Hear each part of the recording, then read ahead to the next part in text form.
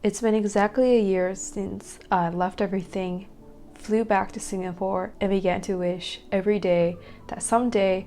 I'll go back to the States and continue on as a university student. Yet I'm still right here in Singapore,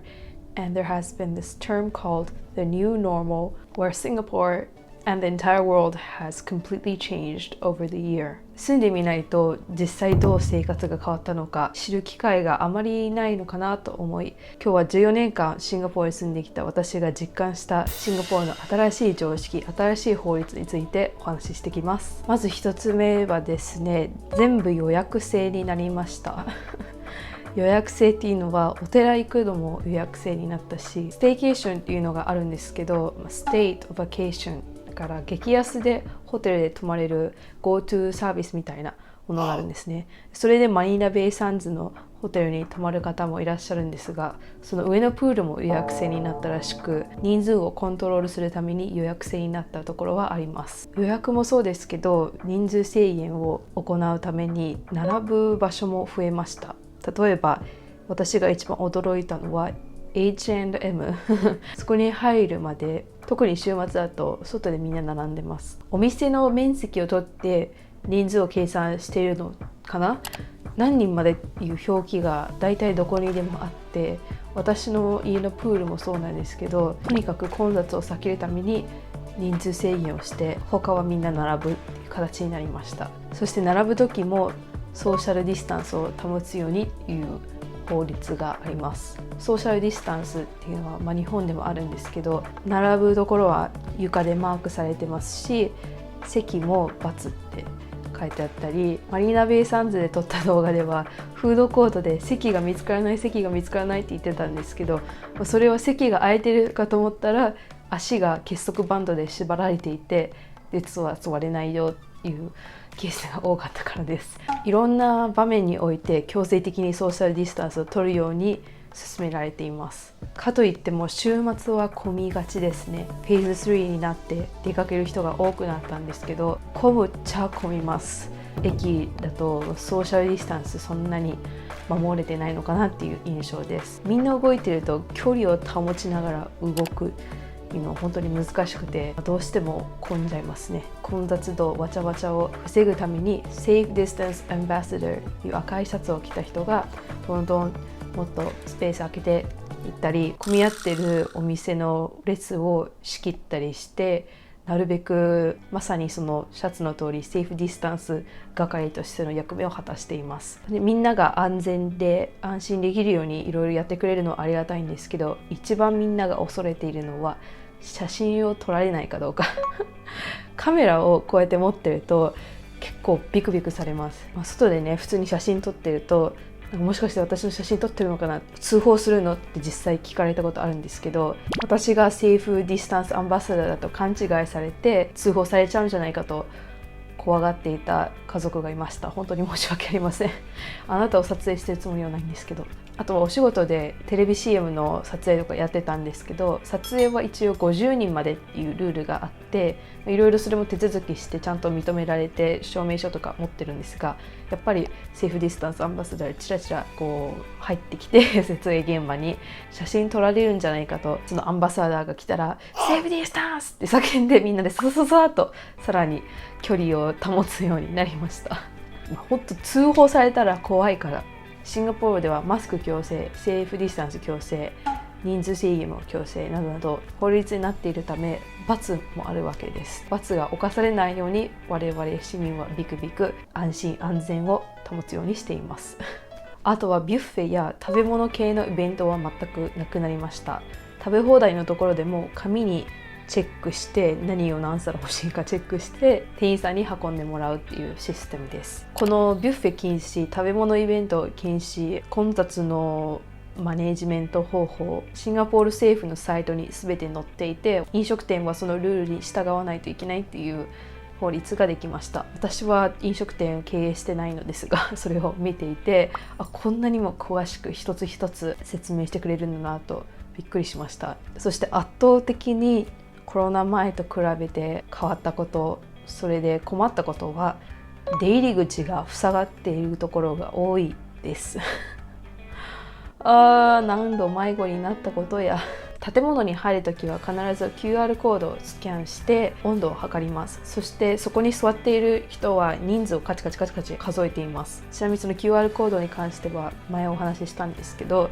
誰がどこにいついたのか、感染者が出た場合トラッキングできるシステムになっています。その QR コードと体温計が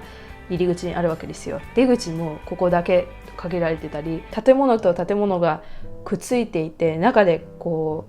き渡りできても一回外に出てまたぐるっと回って中に入るっていう遠回りな道になってしまったり、普段慣れている行動が取れないことが多いです。フェンスやポスターが重なるとどう歩けば出口にたどり着けるのかわからなくなることもあるし、まさにパックマン状態。そんな迷子になっている中、みんな携帯を出して QR コードをスキャンしようとするんですよ。中にはなかなかスキャンできなくてじーっとみんなの目の前で突っ立って道を塞いでいる方もいます。つまり私が言いたいのは、いつも通り歩けなくてたまにイライラすることがあるです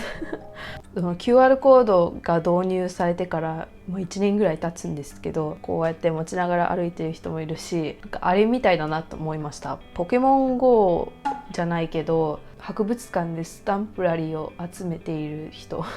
あと生活上変わったなと思うのは、シンガポールの田舎の部分や自然を感じるところにも人が増えたなと思います。友達とハイキング行く頻度も増えて、やはり旅行行けないからかちょっとした現実逃避、都心から離れていつもと違う雰囲気を味わいたいっていう願望が強くなったんじゃないかなと思います。私含めシンガポールでの生活はそうなんですけど、働き方もだいぶ変わりました。今回は20年以上シンガポールに住まれていて、日系企業に勤めている方からお話を聞くことができました。シンガポールの4月から6月にかけてサーキュットブレーカー、要するにロックダウン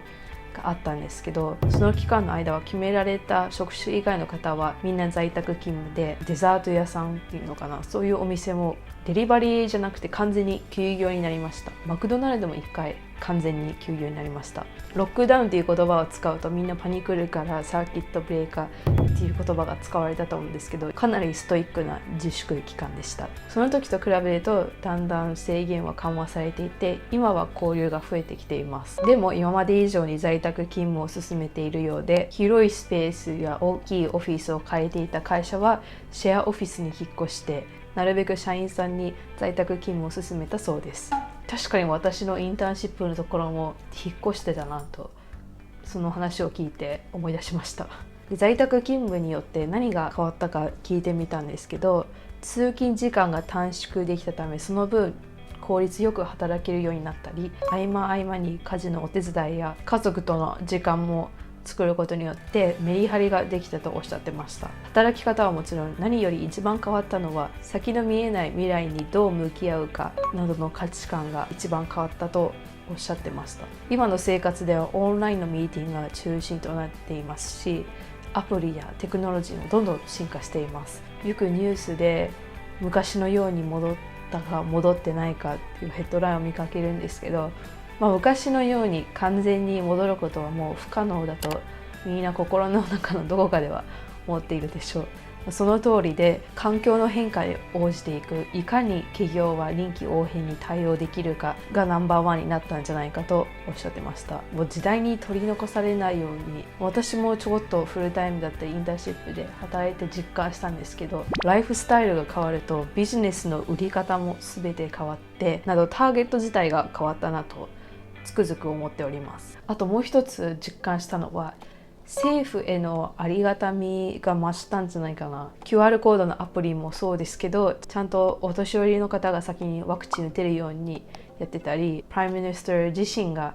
ライブ中継で規制についてやこれからについて励ましのスピーチをしていたり、シンガポール人じゃないけど国民として私たちの健康を気遣ってくれてるんだな、私たちを大事にしてくれてるんだなとありがたみを感じる機会が増えたんじゃないかな。マスクだってね、頻繁に配布されていて、毎回配布されるたび進化しているから、この無料で配るマスクのために研究している方たちがいるって思うと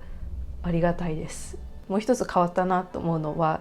最初の頃、4月とか3月の頃は外国人労働者が住む寮でクラスターが頻繁に起こっていました。時には感染者数1000人超えの日もありました。それによって外国人労働者が差別を経験したなどとのインタビュー記事が上がっていたり、対応の差が激しかったり、セーフディスタンス取りたくてもぎゅうぎゅうおしくらまんじゅうの寮にいるからできない、そのような贅沢がないなどと声を上げていて、そういう話やニュースを見る私たちもなんかって思うような、どうやって言うんだろう差別が全くない国ではないんだなと現実が見えた気がします。以上でシンガポールがコロナによってどう変わっていったのかまとめた動画でしたが、全て私の個人的な意見だったりインタビューした方の意見なので、2021年シンガポール在住の一例として聞いていただけると嬉しいです。皆さんは何か大きく変わったことありますか？私はやはりオンライン授業ですね。深夜にオンライン授業だったり、友達に全く会えてないことと、冬服が全く着れてないこと。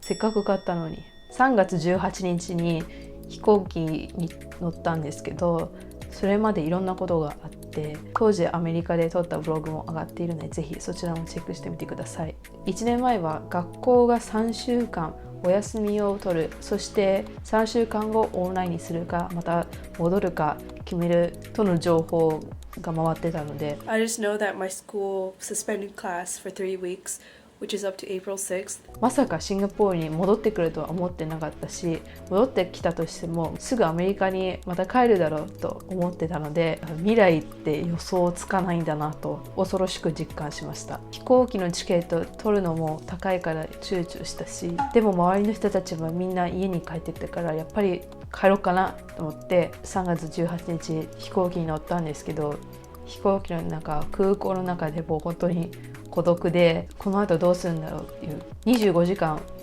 一人ぼっちの旅だったんですが、その時もやっぱりアジア人の見た目だから何か差別的なことを言われたり暴力されたらどうしようっていう不安と、このまま無事に帰れるのかなっていう不安だったり、いろいろモヤモヤしながら帰ってきました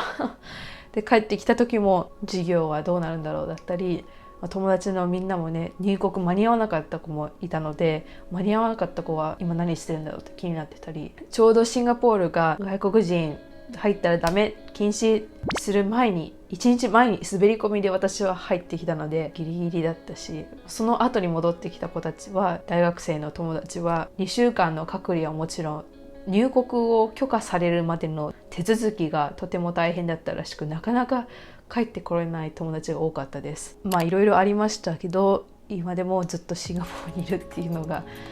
信じられないし、今でも帰ってきたことが正しい判断だったのかふと思うこともあります。そんな感じですが、最後までご視聴ありがとうございます。チャンネル登録や高評価をお願いします。ではまた、バイバイ。